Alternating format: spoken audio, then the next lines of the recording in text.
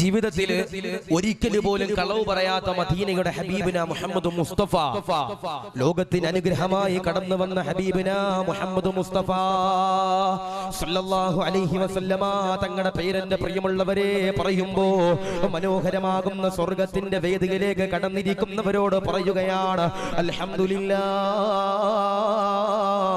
ആയിരക്കണക്കാന സ്വലാത്തുകളുണ്ടല്ലോ മദീനയുടെ നായകന്റെ ചാരത്തേക്ക് എന്റെ പ്രിയമുള്ളവരെ ഒഴുകേണ്ടതാ. എന്നാൽ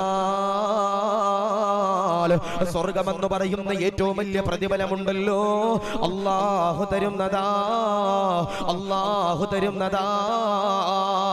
അതുകൊണ്ട് മദീന കാണാത്തവരോട് പറയുകയാ, മദീന കണ്ടവരോട് പറയുകയാ, ഉംറ ചെയ്തവരോട് പറയുകയാ, ഹജ്ജ് ചെയ്തവരോട് പറയുകയാ, സിയാറത്ത് ചെയ്തവരോട് പറയുകയാ, മദീന കാണാൻ റസൂലുള്ള കിനാവിലേക്ക് കടന്നു വരാൻ അതിനുള്ള വഴികളേതാ? സ്വലാത്ത് മാത്രമാ. അതുകൊണ്ട് പ്രിയമുള്ളവരോട് പറയുകയാ, അടുത്ത റബീഉൽ അവ്വലിന് മുമ്പുണ്ടല്ലോ മദീന കാണാൻ സൗഭാഗ്യം തരണേ അല്ലാ, തൗഫീഖ് തരണേ അല്ലാ, നിഅമത്ത് തരണേ അല്ലാ. മനോഹരമാകുന്ന സ്വർഗത്തിന്റെ വേദിയിൽ 2 മണിക്കൂർ മനോഹരമാകുന്ന ഇൽമദാ പഠിക്കാൻ പോവുകയാ. ഇൽമദാ പഠിക്കുമ്പോ പാപങ്ങൾ മുഴുവനുമുണ്ടല്ലോ പടച്ച തമ്പുരാന് പൊറുക്കേണ്ടതാ. ഒരുപാട് ഹറാമുകൾ ചെയ്തവരാ, ഒരുപാട് നമസ്കരിക്കാതെ ഇരുന്നവരാ, ഒരുപാട് നോമ്പുകളതാ ഒഴിവാക്കിയരാ, ഒരുപാട് തിന്മകളതാ ചെയ്തവരാ, ഒരുപാട് പലിശകതാ കൊടുത്തവരാ, കള്ളു കുടിച്ചവരാ, തിന്മ ചെയ്തവരാ, പെണ്ണു പിടിച്ചവരാ, ലോട്ടറി എടുത്തവരാ, ചീട്ട് കളിച്ചവരാ, ലഹരി ഉപയോഗിച്ചവരാ.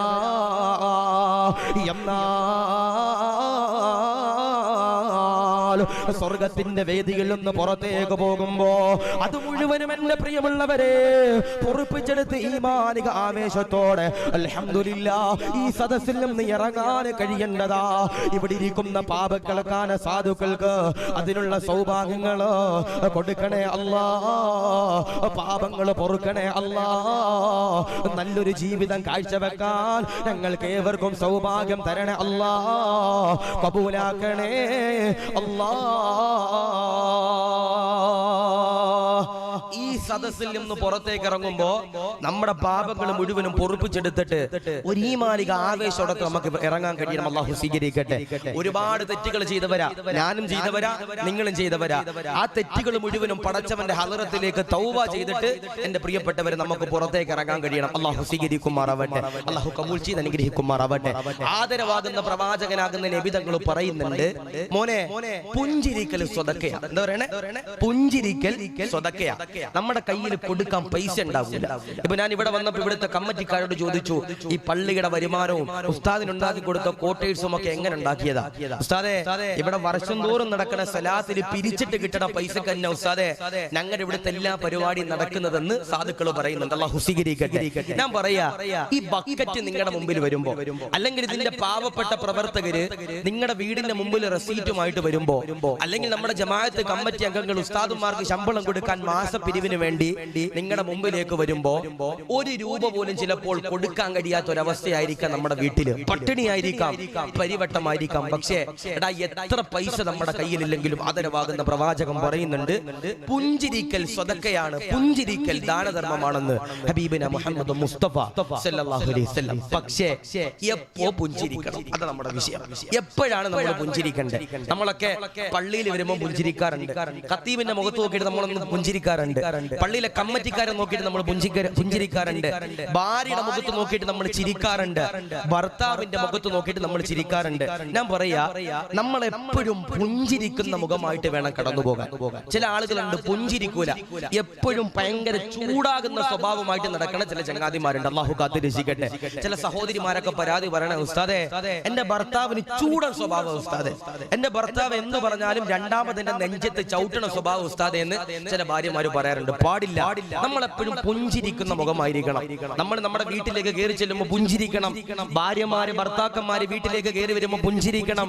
മക്കള് വാപ്പയും ഉമ്മയും കയറി വരുമ്പോൾ പുഞ്ചിരിക്കാനുള്ള ഒരു മുഖം നമുക്ക് എന്റെ പ്രിയപ്പെട്ടവരെ കടന്നു വരണം. പക്ഷേ നമ്മളെപ്പോഴാ പുഞ്ചിരിക്കണ്ടേ? ആ വിഷയം നമ്മൾ പഠിക്കാൻ പോവാ. അല്ലാഹു സ്വീകരിക്കട്ടെ. പുഞ്ചിരിക്കേണ്ടത് എപ്പോഴാ? നമ്മുടെ ജീവിതത്തിൽ പുഞ്ചിരിക്കേണ്ടത് എപ്പോഴാ? ആദരവാകുന്ന പ്രവാചകനാകുന്ന നബി തങ്ങളതാ പറയുകയാ, ചിരിക്കേണ്ടത് എപ്പോഴാ? പുഞ്ചിരിക്കേണ്ടതെപ്പോഴാ? ലോകത്തിന്റെ പ്രവാചകനാകുന്ന നബി തങ്ങളതാ പറയുകയാ, മനോഹരമാകുന്ന സ്വർഗത്തിന്റെ വേദി കഴിഞ്ഞിട്ട് നീ നിന്റെ വീട്ടിലേക്ക് എന്റെ പ്രിയമുള്ളവരെ കടന്നു ചെല്ലുമ്പോ വിളിക്കാതെ വരുന്ന അതിഥിയാരാ? വിളിക്കാതെ വരുന്ന അതിഥിയാരാ? സയ്യിദുനാ അസ്റായീൽ അലൈഹിസ്സലാം. അസ്റായീൽ അലൈഹിസ്സലാത്തു വസ്സലാം അതാ കടന്നു വരികയാ. അസ്റായീൽ കടന്നു വരുന്ന രൂപം എങ്ങനാ? നമസ്കരിച്ചവരാണോ? നോമ്പ് പിടിച്ചവരാണോ? സകാത്ത് കൊടുത്തവരാണോ? നന്മകൾ ചെയ്തവരാണോ? ഹജ്ജുകൾ ചെയ്തവരാണോ? ഉംറകൾ ചെയ്തവരാണോ? നന്മയിലൂടെ കടന്നു പോയവരാണോ?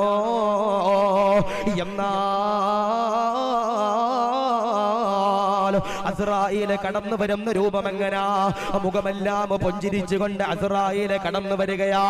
സുഗന്ധമതാ പരത്തിക്കൊണ്ട് ഒരു ഈമാനിക ആവേശത്തോടെ അസ്റായീലിന്റെ പ്രിയപ്പെട്ടവരെ കടന്നു വരികയാ.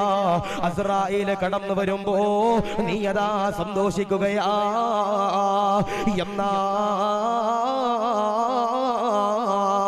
നമസ്കരിക്കാതെ, നോമ്പ് പിടിക്കാതെ, സകാത്ത് കൊടുക്കാതെ, നന്മ ചെയ്യാതെ, ഹജ്ജ് ചെയ്യാതെ, ഉംറ ചെയ്യാതെ, കള്ളു കുടിച്ചുകൊണ്ട്, ചീട്ട് കളിച്ചുകൊണ്ട്, ഹാൻസ് വെച്ചുകൊണ്ട്, MDMA അടിച്ചുകൊണ്ട് തിരുവനന്തപുരത്തിന്റെ പരിസരത്തിലൂടെ നടന്നവരാണോ? ഓടിയവരാണോ? എഴഞ്ഞവരാണോ?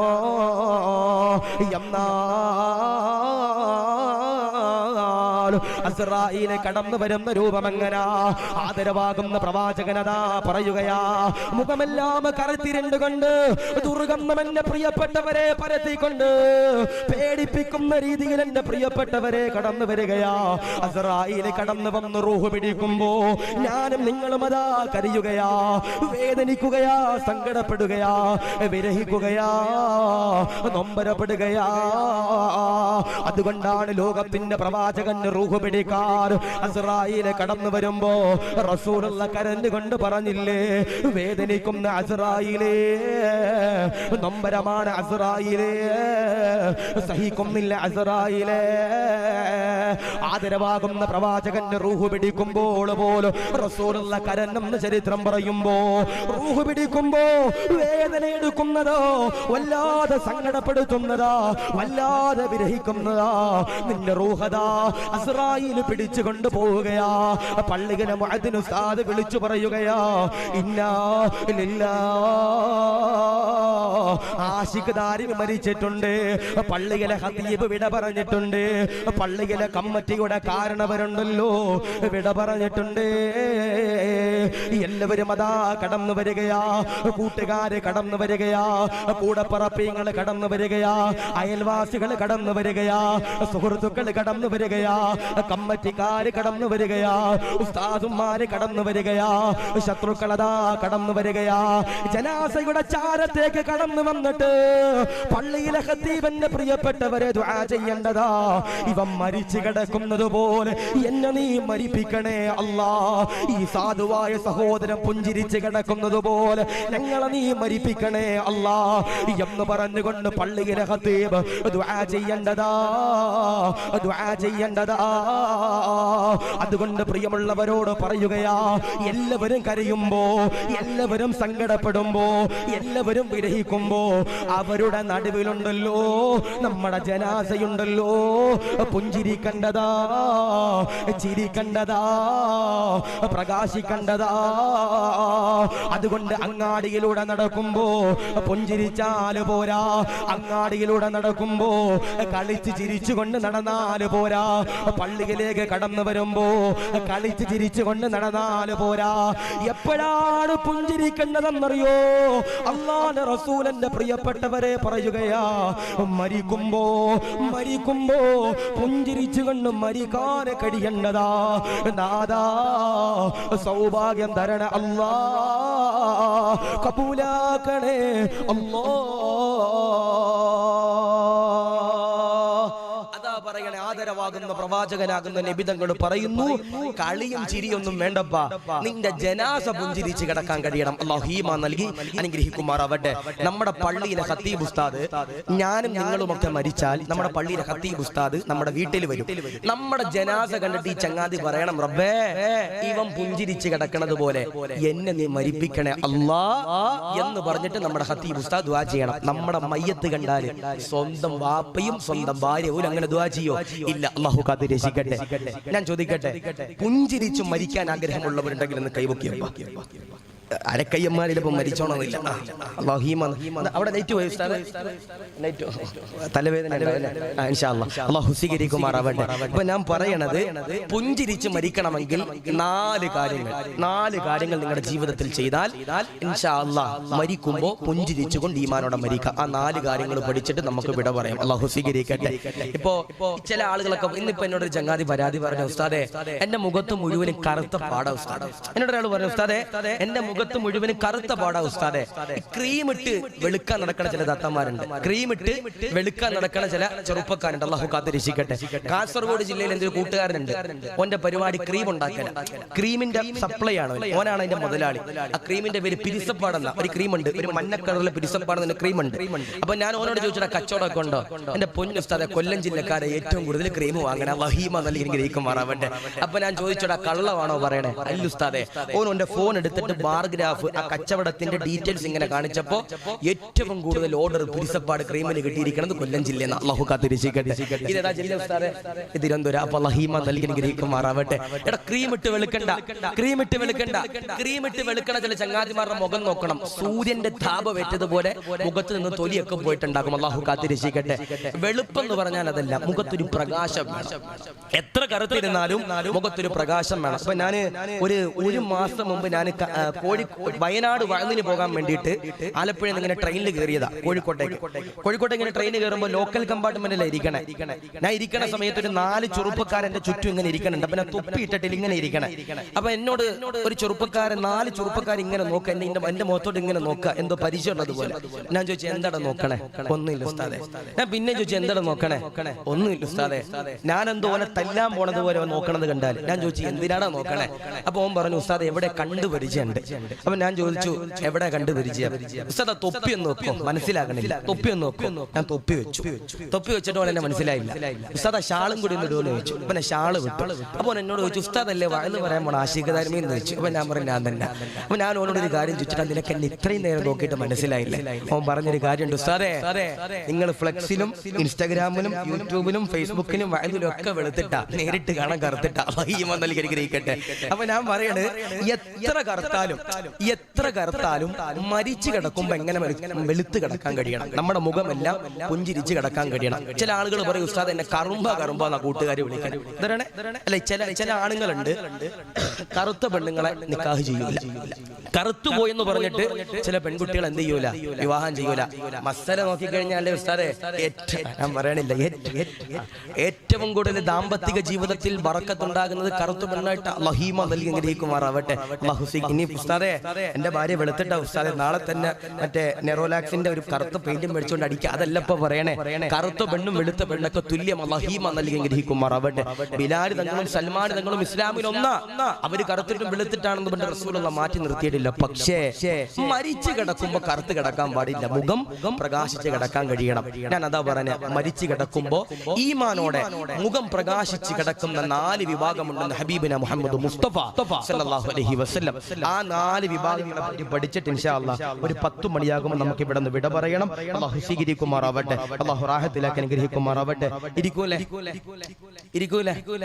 ഇല്ലെങ്കിൽ ചിലപ്പോൾ കറുത്തു മരിക്കും. ഇനി മരിക്കൂല എന്ന് മരിക്കൂല എന്ന് ചിന്തിക്കുന്നവരുണ്ടെങ്കിൽ അത് കൈപൊക്കിയ ഉസ്താദെ ഞാൻ മരിക്കൂല എന്ന് ധൈര്യമുള്ളവരുണ്ടെങ്കിൽ അത് കൈപൊക്കിയ ആരെങ്കിലും മുമ്പിലിരിക്കണ ചെറിയ മുട്ടയെന്ന് പോലും വിചാരിച്ചില്ല മരിക്കും. അങ്ങനെ ആരെങ്കിലും ആരുമില്ല. കാരണം എന്തേ നമ്മുടെ നാട്ടില് പള്ളിക്കാട്ടില് മീസാൻ കല്ലിന്റെ ചുവട്ടിൽ കിടക്കുന്ന സാധുക്കള് നമുക്ക് ഉദാഹരണമാണ്. 3 അടയാളങ്ങൾ മരണത്തിന്റെ അടയാളമാണെന്ന് ഹബീബിന മുഹമ്മദ് മുസ്തഫ സല്ലല്ലാഹു അലൈഹി വസല്ലം. 1, ശരീരത്തിൽ നരയുണ്ടെങ്കിൽ എഴുതി വെച്ചോ, എത്ര ഡൈ ചെയ്താലും നീ മരിക്കും. അല്ലാഹു നൽകി അനുഗ്രഹിക്കുമാറാവട്ടെ. എത്ര ഡൈ ചെയ്താലും നീ മരിക്കും.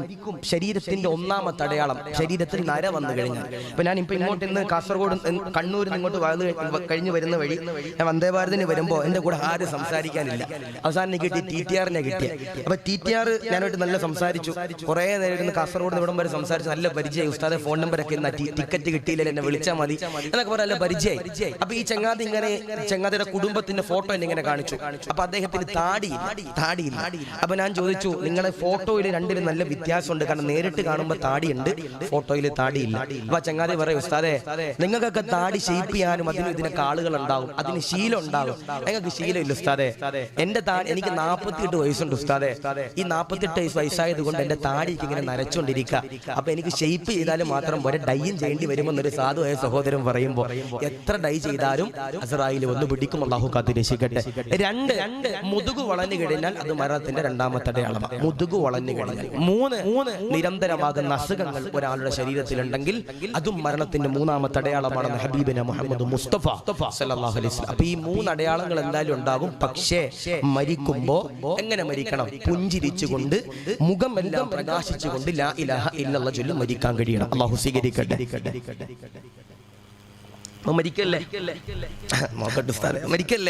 ഇൻഷാ അല്ലാഹ്. ആദരവാകുന്ന പ്രവാചകനാകുന്ന നബി തങ്ങളതാ പറയുകയാ, സഹാബാ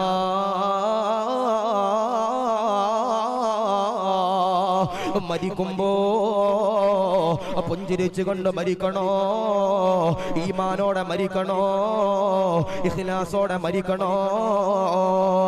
ആദരവാകുന്ന പ്രവാചകനാകുന്ന നബി തങ്ങളതാ മരണപ്പെടുകയാ.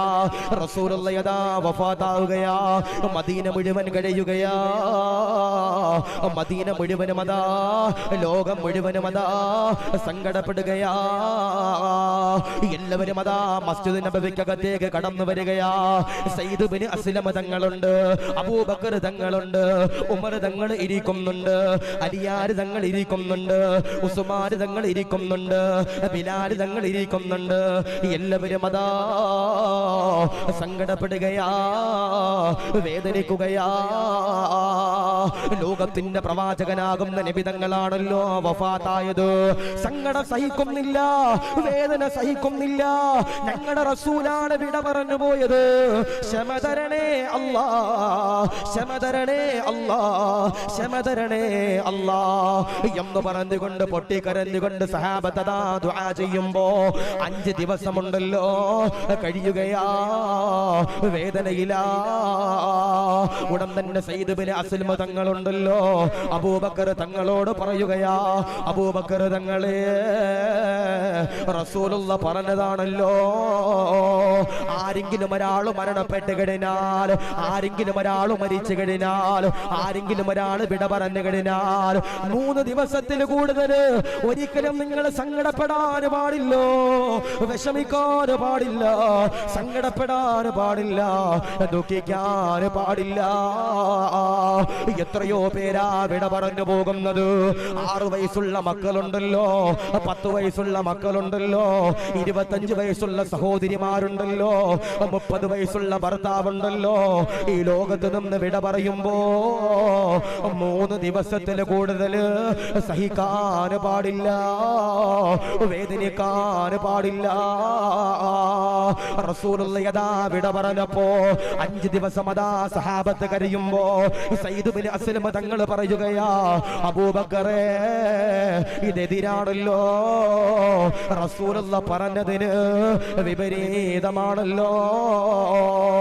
അബൂബക്കർ തങ്ങളതാ ചോദിക്കുകയാ, എന്താണ് വിപരീതം പ്രത്യേകമായി ചെയ്തത്. ആ സമയത്തതാ സയ്യിദ് ഇബ്നു അസ്ലം അതാ പറയുകയാ, അബൂബക്കറേ 3 ദിവസത്തിൽ കൂടുതൽ സങ്കടപ്പെടാൻ പാടില്ല, വേദനിക്കാൻ പാടില്ല.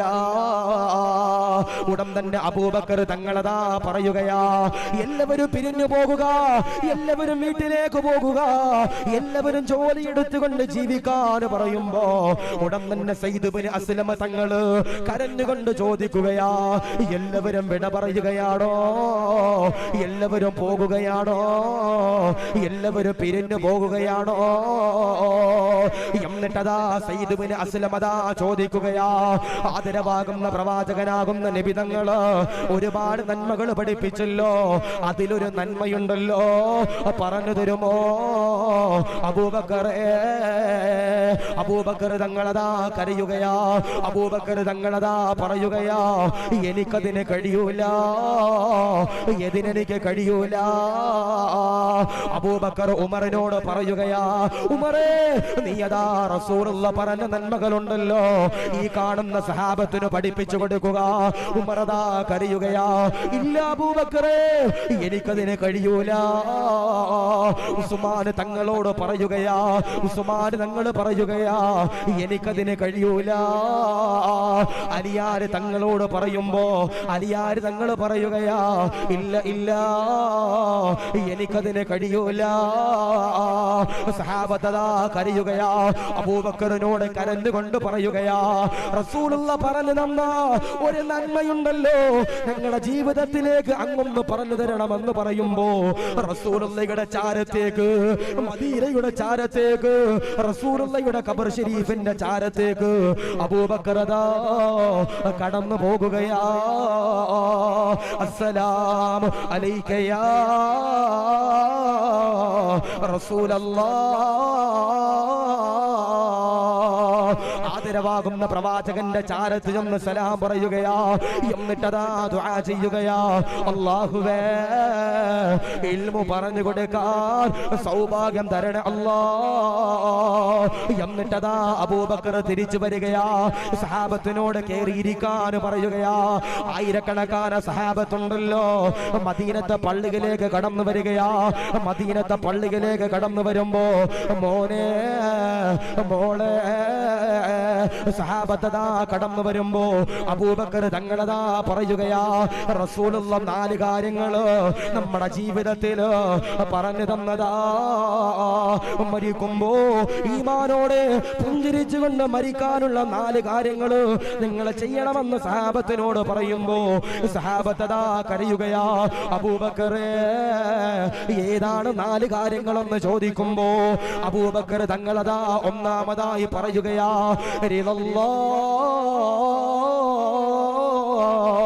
അല്ലാഹുവിനോടുള്ള തൃപ്തിയാ, അല്ലാഹുവിനോടുള്ള ബഹുമാനമാ, അല്ലാഹുവിനോടുള്ള കടപ്പാടാ.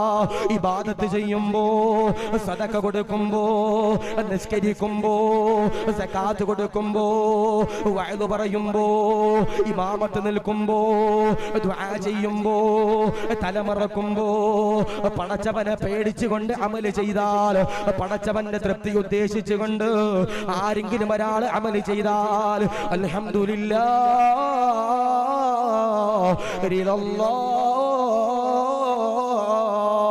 അല്ലാഹുവിന്റെ തൃപ്തിയുണ്ടല്ലോ. ആരുടെയെങ്കിലും ഒരാളുടെ ജീവിതത്തിലേക്ക് കടന്നു വന്നാൽ അവനാണ് പെങ്ങളെ, അവനാണ് ചെറുപ്പക്കാരാ, മരിക്കുമ്പോ പുഞ്ചിരിച്ചുകൊണ്ട് മരിക്കുന്ന ഒന്നാമത്തെ വിഭാഗം എന്ന് പറയുമ്പോ നാദാ ഞങ്ങളുടെ ഇബാദത്തുകളില് ഇഖ്ലാസ് തരണേ അല്ലാ, തൃപ്തി തരണേ അല്ലാ, പൊരുത്തം തരണേ അല്ലാ. ഇബാദത്ത് ചെയ്യുമ്പോ, നന്മകൾ ചെയ്യുമ്പോ, സദഖ കൊടുക്കുമ്പോ പടച്ചവന്റെ തൃപ്തി ഉദ്ദേശിച്ചുകൊണ്ട് ഇബാദത്ത് ചെയ്യുന്നവരാരാ? അവരാണ് എന്റെ പ്രിയപ്പെട്ട സഹോദരങ്ങളെ മരിക്കുമ്പോ പുഞ്ചിരിച്ച് കിടക്കുന്ന വിഭാഗമെന്ന്, ഒന്നാമത്തെ വിഭാഗമെന്ന് ഹബീബിന മുഹമ്മദ് മുസ്തഫ സല്ലല്ലാഹു അലൈഹി വസല്ലം വഅദ് പറയുമ്പോ, വഅദ് കേൾക്കുമ്പോ, ഇമാമ നിൽക്കുമ്പോ, ദുആ ചെയ്യുമ്പോ, വഅദ് കേൾക്കാൻ നിങ്ങൾ ഇവിടെ വന്നിരിക്കുമ്പോ, തൊപ്പി ധരിക്കുമ്പോ, വെള്ള വസ്ത്രം ധരിക്കുമ്പോ, എന്റെ പ്രിയപ്പെട്ട പ്രിയപ്പെട്ടവരെ തലമറക്കുമ്പോ നിങ്ങൾ പടച്ചവന്റെ തൃപ്തി ഉദ്ദേശിച്ചുകൊണ്ട് എന്ന് നന്മകൾ ചെയ്താലും അവര് മരിക്കുമ്പോ പുഞ്ചിരിച്ചുകൊണ്ട് മരിക്കുന്ന ഒന്നാമത്തെ വിഭാഗമെന്ന് ഹബീബിന മുഹമ്മദ് മുസ്തഫ സല്ലല്ലാഹു അലൈഹി വസല്ലം. ഈ ചില ചങ്ങാതിമാരുണ്ട് നമ്മുടെ പള്ളിയിൽ നിസ്കരിക്കാൻ വരും, നിസ്കരിക്കാൻ വന്നിട്ട് ക്ലോക്ക് നോക്കി നിസ്കരിക്കുന്ന ചില ചങ്ങാതിമാരുണ്ട്. അതെങ്ങനെ എങ്ങനെ നമ്മുടെ പള്ളിയിലെ ഖത്തീബ് ഉസ്താദ് മന്നാനി ഉസ്താദ് കൈകെട്ടി കഴിയുമ്പോൾ പുറകിൽ വന്നിട്ട് എന്റെ പ്രിയപ്പെട്ടവരെ ചില ചെറുപ്പക്കാർ കൈകെട്ടും. ഉസ്താദ് ഫാത്തിഹ ഓതുമ്പോ ചില ചങ്ങാതിമാര് ക്ലോക്കിൽ നോക്കുക, റബ്ബേ തീരണില്ലല്ലോ റബ്ബേ, നിസ്കാരം തീരണില്ലല്ലോ റബ്ബേ, ഉസ്താദ് ആമീൻ പറയാൻ താമസിക്കുകയാണല്ലോ റബ്ബേ. ഉസ്താദ് മറന്നുപോയതാണെങ്കിൽ ഞാൻ ആമീൻ പറയാണെന്ന് പറഞ്ഞിട്ട് നേരത്തെ തന്നെ ആമീൻ പറയുന്ന ചില ചങ്ങാതിമാര്. ഇബാദത്ത് ചെയ്യുമ്പോ എന്റെ പ്രിയപ്പെട്ടവരെ നാട്ടുകാരെ കാണിക്കാൻ ചെയ്യാൻ പാടില്ല, റബ്ബിന്റെ പൊരുത്തം ഉദ്ദേശിച്ചിട്ടുണ്ട് മാത്രം എന്ത് ചെയ്യണം, ഇബാദത്ത് ചെയ്യണം. അല്ലാഹു സ്വീകരിക്കുമാറാവട്ടെ. പള്ളിയിൽ പോകുമ്പോ നല്ല വസ്ത്രം ധരിക്കണം. നിങ്ങൾ വീട്ടിൽ ചെന്നിട്ട് നിങ്ങളുടെ ഭാര്യമാരുടെ നിങ്ങളുടെ നിസ്കാര കുപ്പായത്തിന്റെ ഈ ഭാഗം ലൈറ്റ് ഇല്ലാത്തതുകൊണ്ട് കാണാത്തുണ്ടോ? ഇല്ലല്ലോ, നോക്കിയോ. ഈ ഭാഗത്ത് എന്ത് ചെയ്യണം, നിങ്ങൾ നോക്കണം. നിസ്കാര കുപ്പായത്തിന്റെ ഈ ഭാഗം ചില ഉമ്മമാര് വുളുവെടുത്തിട്ട് കരിമ്പൻ അടിച്ചിട്ടുണ്ടാകും ഈ ഭാഗം. പക്ഷെ മാറ്റില്ല. ചില ആളുകളുടെ കരിമ്പൻ അടിച്ചിട്ട് തുരുമ്പടിച്ച് ഓട്ട വീണിട്ടുണ്ടാകും, എന്നാലും മാറ്റില്ല. അള്ളാഹു കാത്തിരക്ഷിക്കട്ടെ. അവര് പടച്ചവന്റെ തൃപ്തി ഉദ്ദേശിക്കണില്ല. അള്ളാഹു ഈമാൻ നൽകട്ടെ. ഇപ്പോ നിസ്കരിക്കാൻ വരുമ്പോ ഞാൻ പറഞ്ഞു, നല്ല വസ്ത്രം ധരിക്കാതെ വരുന്ന ചില ചങ്ങാതിമാരുണ്ട് അല്ലേ. ഇപ്പൊ ഞാൻ വേൾഡ് കപ്പിന്റെ സമയത്ത് നമ്മുടെ കൊയിലാണ്ടി ഭാഗത്തൊരു സ്ഥലത്ത് ഞാൻ വാഴ്ന്നിന് പോയി. തിരൂര് ഞാൻ നിസ്കരിക്കാൻ വേണ്ടി അസർ നിസ്കരിക്കാൻ കയറി. ഞാൻ മസ്ബൂക്കായിട്ടാ ചെല്ലണേ, രണ്ടാമത്തെ റക്കഅത്തിലെ ചെല്ലണേ. ഞാൻ നിസ്കരിക്കാൻ വേണ്ടി കൈ കെട്ടുമ്പോ എന്റെ മുമ്പിൽ 3 പേര് നിസ്കരിക്കുക. ഷെയ്ഖുന എംബാപ്പെ, ഷെയ്ഖുന റൊണാൾഡോ, ഷെയ്ഖുന മെസ്സി, 3 പേര് ഇങ്ങനെ നിസ്കരിക്കുക. അപ്പൊ ഞാൻ ഓർത്ത്, റബ്ബേ നീ എംബാപ്പയ്ക്ക് രാത്രി കളിയൊക്കെ ഉള്ളതല്ലേ, മെസ്സിക്കും കളിയൊക്കെ ഉള്ളതല്ലേ റബ്ബേ, ചിലപ്പോ കളിക്കാൻ വന്നായിരിക്കും. നോക്കുമ്പോ ആരപ്പാ, ആ നാട്ടിലെ 3 ചെറുപ്പക്കാര് ജേഴ്സി ഇട്ടിട്ട് ഖത്തീബും കൂടി ഇട്ടാൽ മതി, ബാക്കി എല്ലാവരും ഇട്ടിട്ടുണ്ട്. അല്ലാഹു ഈമാൻ നൽകി അനുഗ്രഹിക്കുമാറാവട്ടെ. അല്ലാഹു കാത്തിരക്ഷിക്കട്ടെ. പാടില്ല, നിസ്കരിക്കുമ്പോൾ നല്ല രീതിയിൽ നിസ്കരിക്കാൻ കഴിയണം. ഇപ്പോ വേൾഡ് കപ്പ് ഖത്തറിൽ ഉദ്ഘാടിച്ചത് ഒരു പരിശുദ്ധമാക്കപ്പെട്ട ഖുർആനിന്റെ ആയത്ത് കൊണ്ട. ആയത്തിന്റെ അർത്ഥം നമ്മൾ എന്താണെന്ന് മനസ്സിലാക്കിയിട്ടുണ്ടോ? ഇല്ല. ആ ആയത്ത് ഒരു കാലില്ലാത്തൊരു കുട്ടി എന്റെ പ്രിയപ്പെട്ടവരെ ഓതിയപ്പോ നമ്മളൊക്കെ പറഞ്ഞു, കണ്ടില്ലടാ ഖുർആൻ ഓതിയിട്ടാടാ ഖത്തറിൽ വേൾഡ് കപ്പ് ഉദ്ഘാടിച്ചേ. അതിന്റെ അർത്ഥം നമുക്കറിയോ? അതിന്റെ അർത്ഥം അറിയോ?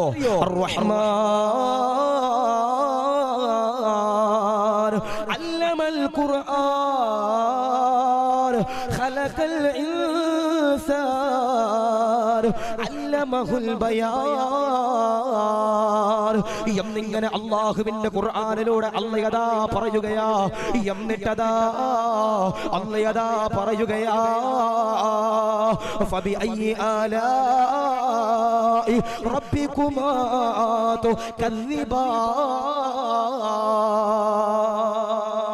എടാ അല്ലാഹു നിനക്ക് കൈ തന്നു, എടാ അല്ലാഹു നിനക്ക് കാല് തന്നു, എടാ അല്ലാഹു നിനക്ക് മൂക്ക് തന്നു, എടാ എന്നിട്ട് ഇശാ നിസ്കരിക്കാതെ നീ എന്ത് ടർഫിൽ കളി കാണാൻ പോയതെന്ന് അല്ലാഹുവിന്റെ പരിശുദ്ധമാക്കപ്പെട്ട ഖുർആൻ. അതാ പറയണേ, ഇബാദത്ത് ചെയ്യുമ്പോ തൃപ്തി വേണം, റബ്ബിന്റെ പൊരുത്തം ഉദ്ദേശിച്ച് എന്ത് ചെയ്യണം, ഇബാദത്ത് ചെയ്യണം. നമ്മൾ സദക്ക കൊടുക്കുമ്പോ അത് നാട്ടുകാരെ കാണിക്കാൻ കൊടുത്താലേ പോരാ. ഇപ്പൊ ചാരിറ്റിക്കാരുണ്ടാകും, ചാരിറ്റിക്കാര് ഒരു ബിരിയാണിക്കിടുന്ന ഒരു മുന്തിരി മേടിച്ചു കൊടുത്താൽ പോലും ഫേസ്ബുക്കിൽ ലൈവ് ഇടുന്ന ചില ചാരിറ്റിക്കാരുണ്ട്. അല്ലാഹു കാത്തിരക്ഷിക്കുമാറാവട്ടെ. അല്ലാഹു ഈമാൻ നൽകട്ടെ. പാടില്ല. എന്ത് ചെയ്താലും അതിന്റെ പ്രിയപ്പെട്ടവരെ പടച്ചവന്റെ തൃപ്തി കിട്ടാൻ ചെയ്താൽ, പടച്ചവന്റെ തൃപ്തി കിട്ടാൻ വേണ്ടി ആരെങ്കിലും ഒരാൾ ഇബാദത്ത് ചെയ്താൽ അവരാണ് മരിക്കുമ്പോ ഈമാനോടെ പുഞ്ചിരിച്ചുകൊണ്ട് മരിക്കുന്ന ഒന്നാമത്തെ വിഭാഗമെന്ന് ഹബീബിന മുഹമ്മദ് മുസ്തഫ സല്ലല്ലാഹു അലൈഹി വസല്ലം. ബഹുമാനപ്പെട്ട ഈസാ നബിയുടെ ചരിത്രം എന്റെ പ്രിയമുള്ളവരെ പഠിക്കേണ്ടതാ. റൂഹുല്ലാഹി ഈസാ അലൈഹിസ്സലാം, ഈസാ നബി അലൈഹിസ്സലാത്തു വസ്സലാമിന്റെ പ്രിയമുള്ളവരെ ഒരു മലഞ്ചെരിവിലൂടെ കടന്നു പോകുകയാ. പടച്ചവനെ, ഈസാ നബി അതാ കടന്നു പോകുമ്പോ ഒരു വിഭാഗമുണ്ടല്ലോ ഇബാദത്ത് ചെയ്യുകയാ, ദുആ ചെയ്യുകയാ, പടച്ചവനോട് ദുആ ചെയ്യുകയാ. ഈസാ നബി അതാ കടന്നു വരികയാ.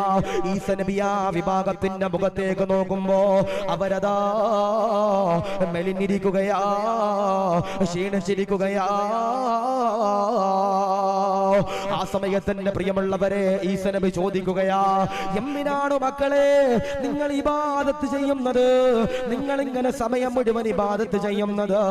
ആ സമയത്തുണ്ടല്ലോ അവരതാ പറയുകയാ, സ്വർഗത്തിന് വേണ്ടിയാ, സ്വർഗത്തിന് വേണ്ടിയാ. ഈസ നബിയോടാ ചെറുപ്പക്കാര് പറയുകയാ, പ്രായമുള്ളവര് പറയുകയാ, ഞങ്ങളതാ പടച്ചവനോട് ഇബാദത്ത് ചെയ്യുന്നത് സ്വർഗമെന്ന് പറയുന്ന ഏറ്റവും വലിയ പ്രതിഫലമുണ്ടല്ലോ ലഭിക്കാനാ, ലഭിക്കാനാ. ഈസ നബി അതാ പുഞ്ചിരിക്കുകയാ. എന്നിട്ടാ മലഞ്ചെരിവിലൂടെ നടന്നു പോകുമ്പോ ഈസ നബി അതാ രണ്ടാമത്തെ വിഭാഗമുണ്ടല്ലോ കാണുകയാ. ഒരു കൂട്ടം ആളുകള് മലഞ്ചെരിവിന്റെ ചവിട്ടത്തിരുന്നു കൊണ്ട് ആ വിഭാഗം എന്റെ പ്രിയപ്പെട്ടവരെ ഇബാദത്ത് ചെയ്യുകയാ. അവരതാ പടച്ചവനെ ഒരു ഈർക്കിലി പോലുള്ള ശരീരമാ, വല്ലാതെ ക്ഷീണിച്ചിരിക്കുകയാ. അവരതാ ഇബാദത്ത് ചെയ്ത് കണ്ട് ക്ഷീണത്തിലാ. ഈസ നബി അതാ ചോദിക്കുകയാ, നിങ്ങളുടെ ലക്ഷ്യമെന്താ? നിങ്ങളുടെ ആഗ്രഹമെന്താ? ഇബാദത്ത് ചെയ്യുന്നത് എന്തിനാ? അവരതാ പറയുകയാ, ഈസ നബിയെ ഞങ്ങളതാ ഇബാദത്ത് ചെയ്യുന്നത് നരകത്തിൽ നിന്ന് കാവല് നേടാൻ വേണ്ടിയാണ്. നരകമെന്ന് പറയുന്ന തീജ്വാലയുള്ള അദാബിൽ നിന്ന് കാവല് തേടാനാ, കാവല് തേടാനാ. പടച്ചവനെ ഈസ നബി അതാ ചിരിക്കുകയാ. എന്നിട്ടാ മലഞ്ചെരിവിലൂടെ നടന്നു പോകുകയാ. മൂന്നാമത്തെ വിഭാഗമുണ്ടല്ലോ, കുറച്ചാളുകൾ എന്റെ പ്രിയപ്പെട്ടവര് മലഞ്ചെരിവിന്റെ ചാരത്തിരുന്നു കൊണ്ട് ഇബാദത്ത് ചെയ്യുകയാ, ഇബാദത്ത് ചെയ്യുകയാ. ഈസ നബി ആ വിഭാഗത്തിന്റെ ചാരത്തേക്ക് കടന്നു വരികയാ. ഈസ നബി അതാ പറയുകയാ, എന്തിനാണ് നിസ്കരിക്കുന്നത്? എന്തിനാണ് ദുആ ചെയ്യുന്നത്? എന്തിനാണ് ഇബാദത്ത് ചെയ്യുന്നത്? എന്തിനാണ് പ്രാർത്ഥിക്കുന്നത്? ആ സമയത്തുണ്ടല്ലോ മൂന്നാമത്തെ വിഭാഗമുണ്ടല്ലോ പറയുകയാ,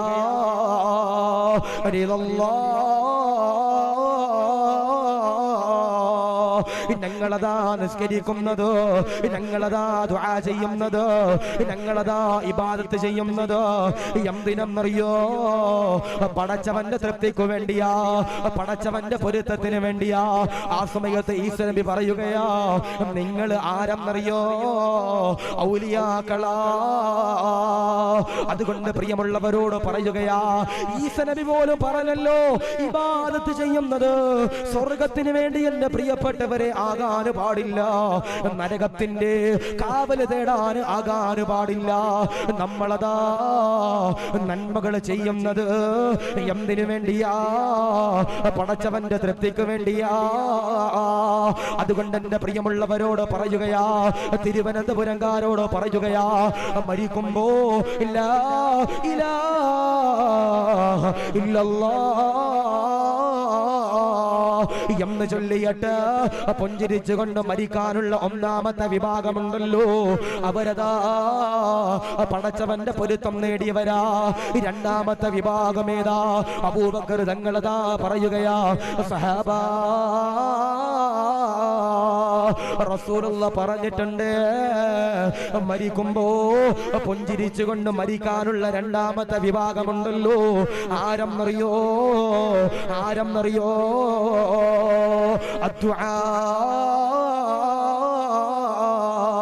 ദുആ ചെയ്യുന്നവനാ, പടച്ചവന്റെ മുമ്പിൽ ദുആ ചെയ്യുന്നവനാ, പടച്ചവന്റെ മുമ്പിൽ ദുആ ചെയ്യുന്നവനാ. അവനതാ പുഞ്ചിരിച്ചുകൊണ്ട് മരിക്കുന്നവരാ. എത്രയോ പേരെ കരഞ്ഞുകൊണ്ടാ പറയുന്നത്, ഉസ്താദേ കച്ചവടമില്ല, ബറക്കത്തില്ല, ഭാര്യയില്ല, കുടുംബ ജീവിതത്തിൽ സന്തോഷമില്ല, മക്കളില്ല, രോഗമാ, കടങ്ങളാ, ഖൈറില്ല എന്ന് പറയുന്നവരോട് പറയുകയാ, ഏതാണ് മാർഗമെന്നറിയോ? അദ്ദുആഉ പടച്ചവന്റെ മുമ്പില് ആരെങ്കിലും ഒരാളെന്റെ പ്രിയപ്പെട്ടവരെ ദുആ ചെയ്താൽ അൽഹംദുലില്ലാഹ് അവരാണ് മരിക്കുമ്പോ ഈമാനോടെ മരിക്കുന്ന രണ്ടാമത്തെ വിഭാഗമെന്ന് റസൂലുള്ളാഹി പറയുമ്പോ എപ്പോഴാണ് ദുആ ചെയ്യേണ്ടതെന്നറിയോ? എപ്പോഴാണ് പ്രാർത്ഥിക്കേണ്ടതെന്നറിയോ? അബൂബക്കർ തങ്ങൾ പറയുകയാ, അഖിബസ്വലാ, നമസ്കാരങ്ങൾക്ക് ശേഷമുണ്ടല്ലോ പൊടി തട്ടി എണ്ണീറ്റ് ഓടുന്നവരോട് പറയുകയാ, പാടില്ല പാടില്ല പാടില്ല. നമസ്കാരം കഴിഞ്ഞ് ഉസ്താദന്മാര് ദുആ ചെയ്യുമ്പോ നിങ്ങൾക്ക് വേണ്ടി ദുആ ചെയ്യുന്നതാ. ആമീൻ പറയണേ, ആമീൻ പറയണേ ചെറുപ്പക്കാരാ.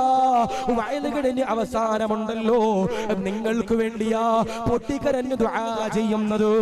ആരെങ്കിലും ഒരാൾ ദുആ ചെയ്താൽ അവനുണ്ടല്ലോ മരിക്കുമ്പോ പുഞ്ചിരിച്ചുകൊണ്ട് മരിക്കുന്നതാ.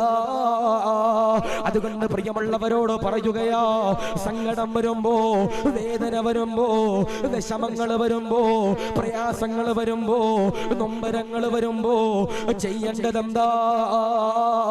ഉസ്താദേ കടമാണ് ഉസ്താദേ, ബാങ്കിൽ നിന്ന് ലോൺ എടുത്തു പോയി ഉസ്താദേ, പലിശക്ക് പൈസ എടുത്തു പോയി ഉസ്താദേ, നിവർത്തിയില്ല, അടക്കാൻ നിവർത്തിയില്ല ഉസ്താദേ, ആത്മഹത്യയാണ് വഴിയെന്ന് പറയുന്നവരോട് പറയുകയാ, പാടില്ല പാടില്ല. അതിനുള്ള മാർഗമേതാ? ദുആണെന്ന് റസൂലുള്ളാഹി എന്റെ പ്രിയമുള്ളവരെ പറയുമ്പോ ഈ സദസ്സിലെ ദുആകള് കബൂലാക്കണേ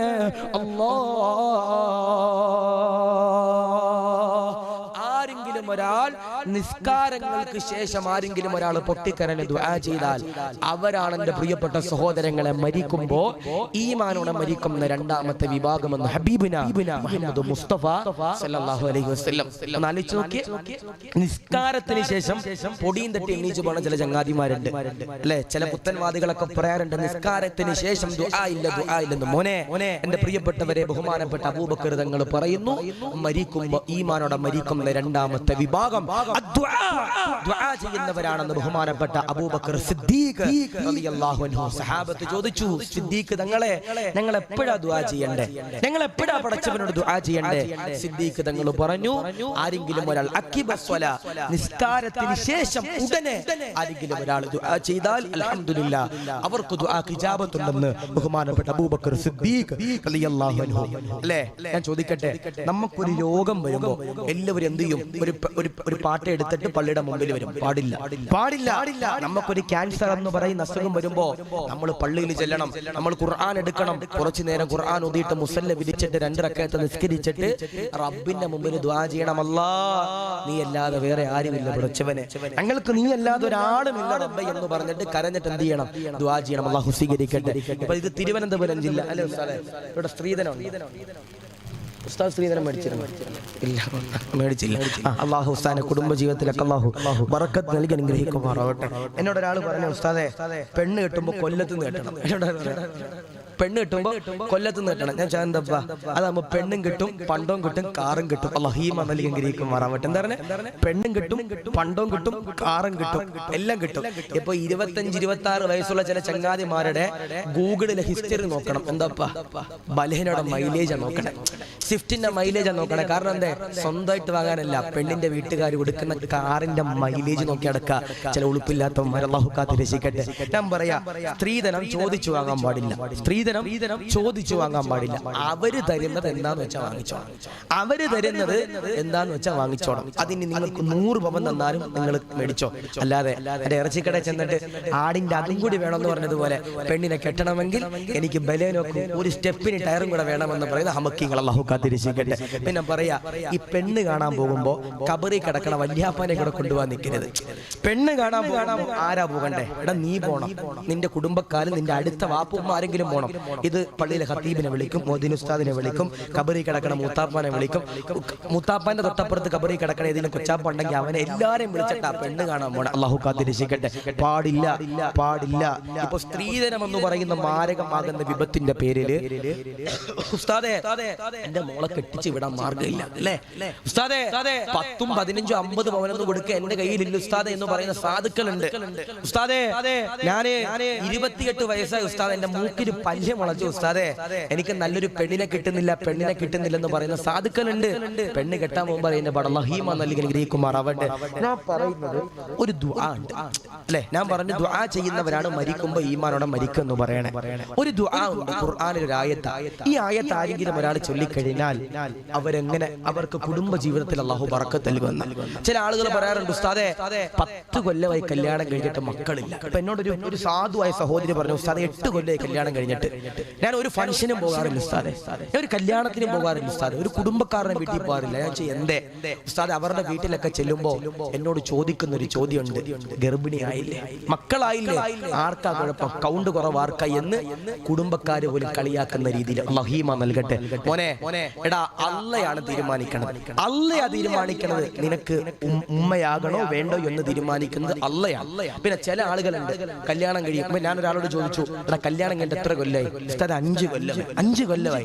ഞാൻ ചോദിച്ചു മക്കളായോ? ഞങ്ങൾ ട്രൈ ചെയ്തിട്ടില്ല ഉസ്താദെ. എന്താ പറയണേ? ഞങ്ങൾ അതിന് ശ്രമിച്ചിട്ടില്ല ഉസ്താദെ. ഞാൻ ചോദിച്ചു അതെന്താ ശ്രമിക്കാതെ?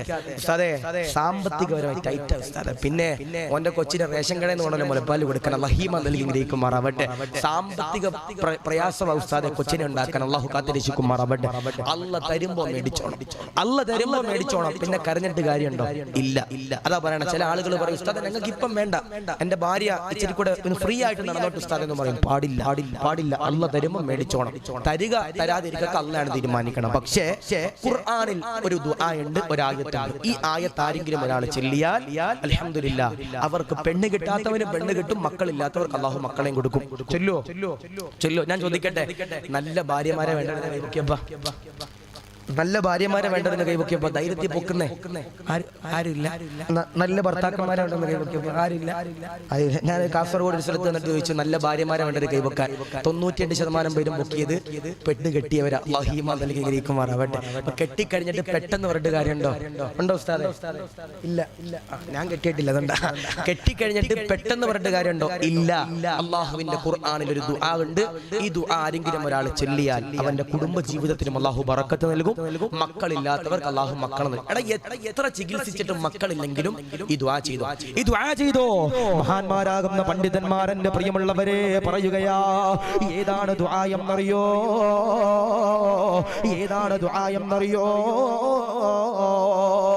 അല്ലാഹുവിന്റെ പരിശുദ്ധമാക്കപ്പെട്ട ഖുർആനിലെ ദുആയാ. എഴുതിയെടുക്കാൻ പറ്റുന്നവരെന്റെ പ്രിയമുള്ളവരെ എഴുതിയെടുക്കുക. ലൈവിലൂടെ കേട്ടുകൊണ്ട് പഠിക്കാൻ പറ്റുന്നവര് പഠിച്ചുകൊള്ളുക. ഉസ്താദിനോട് ചോദിച്ചു പഠിക്കാൻ പറ്റുന്നവര് അങ്ങനെ അതാ പഠിച്ചുകൊള്ളുക. ഉസ്താദേ 5 കൊല്ലമായല്ലോ, 6 കൊല്ലമായല്ലോ, 7 കൊല്ലമായല്ലോ, 10 കൊല്ലമായല്ലോ, മക്കളില്ല ഉസ്താദ്, ദുആ ചെയ്യണം ഉസ്താദ്. ശ്രീധരമെന്ന് പറയുന്ന മാരകമാകുന്ന വിപത്തിന്റെ പേരില് എന്റെ പ്രിയപ്പെട്ട പൊന്നുമോളെ കെട്ടിച്ചു വിടാൻ മാർഗമില്ല ഉസ്താദേ എന്ന് പറഞ്ഞുകൊണ്ട് കരയുന്ന പെങ്ങളോട് പറയുകയാ, കരയാൻ പാടില്ല, സങ്കടപ്പെടാൻ പാടില്ല.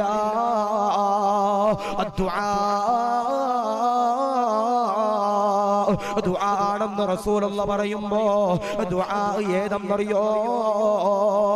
6000-ഓളം ആയത്തുകളുള്ള അല്ലാഹുവിന്റെ ഖുർആനുണ്ടല്ലോ. 114 സൂറത്തുകളുള്ള 25ഓളം പ്രവാചകന്മാരുടെ ചരിത്രങ്ങൾ പറയുന്ന ഒരുപാട് അഹ്കാമുകളുള്ള ഒരുപാട് അഖ്ബാറുകളുള്ള അല്ലാഹുവിന്റെ ഖുർആനിലൂടെ അല്ലാഹ് പറയുകയാ, റബ്ബനാ ഹബ് ലനാ മിൻ അസ്വാജിനാ വദുരിയാതിനാ ഖുർറത അയുനിൻ വജഅൽനാ ലിൽമുത്തഖീന ഇമാമാ. ഈ പറയുന്ന ദുആ ഉണ്ടല്ലോ, ഈ പറയുന്ന ആയത്തുണ്ടല്ലോ, ഈ പറയുന്ന സൂക്തമുണ്ടല്ലോ, അഖിബസ്വലാ നിസ്കാരത്തിന് ശേഷമുണ്ടല്ലോ, ആരെങ്കിലും ഒരാൾ ദുആ ചെയ്താൽ അൽഹംദുലില്ലാഹ് കുടുംബത്തില് അല്ലാഹു ബറക്കത്ത് നൽകുന്നതാ, ഐശ്വര്യം നൽകുന്നതാ. ഒരു ദുആയും കൂടി പഠിപ്പിച്ചു തരാം, ഒരു ദിക്റും കൂടി പഠിപ്പിച്ചു തരാം. ബഹുമാനപ്പെട്ട ഹസനുൽ ബസ്രി തങ്ങളുണ്ടല്ലോ, സബക്കെടുക്കുകയാ, ദറസെടുക്കുകയാ. ഒരാളിങ്ങനെ കടന്നു വരികയാ, ഹസനുൽ ബസ്രി തങ്ങളോട് പറയുകയാ, വിശക്കുന്ന തങ്ങളെ, ദാരിദ്ര്യമാണ് തങ്ങളെ, എനിക്കൊരു ദുആ ഉണ്ടല്ലോ, പറഞ്ഞു തരുമോ? ആ സമയത്ത് ഹസനുൽ ബസ്രി തങ്ങളതാ പറയുകയാ, അസ്തഗ്ഫിറുല്ലാഹ് പറഞ്ഞുകൊള്ളുക, എന്നിട്ടതാ ദുആ ചെയ്യുക. രണ്ടാമതൊരാള് കടന്നു വരികയാ, ഹസനുൽ ബസ്രി തങ്ങളോട് പറയുകയാ, കച്ചവടത്തിന് ബറക്കത്തില്ല, ലാഭമില്ല, നഷ്ടമാ. ആ സമയത്ത് ഹസനുൽ ബസ്രി തങ്ങളുണ്ടല്ലോ പറയുകയാ, അസ്തഗ്ഫിറുല്ലാഹ് പറയുക, അസ്തഗ്ഫിറുല്ലാഹ് പറയുക, പാപമോചനത്തിന് വേണ്ടി ദുആ ചെയ്യുക. എന്നിട്ടതാ പടച്ചവനോട് ദുആ ചെയ്താൽ അൽഹംദുലില്ലാഹ് കച്ചവടത്തില് അല്ലാഹു ബറക്കത്ത് നൽകുന്നതാ. പടച്ചവനെ, മൂന്നാമതുണ്ടല്ലോ ഒരാള് കടന്നു വരികയാ, ഹസനുൽ ബസ്രി തങ്ങളോട് പറയുകയാ, തങ്ങളെ മക്കളില്ല, വർഷങ്ങളായി മക്കളില്ല. ഹസനുൽ ബസ്രി തങ്ങളതാ പറയുകയാ, ചൊല്ലൂ അസ്തഗ്ഫിറുല്ലാഹ് പറഞ്ഞ് ദുആ ചെയ്യണേ. എന്റെ പ്രിയമുള്ളവരെ, അതുകൊണ്ട് സ്നേഹത്തോടെ പറയുകയാ, എത്ര വലിയ സങ്കടങ്ങളുണ്ടോ, എത്ര വലിയ വേദനകളുണ്ടോ, എത്ര വലിയ പ്രതിസന്ധികളുണ്ടോ, അത് മാറാൻ മാർഗമേതാ? ദുആ ആണെന്ന് ഹബീബുനാ മുഹമ്മദ് മുസ്തഫ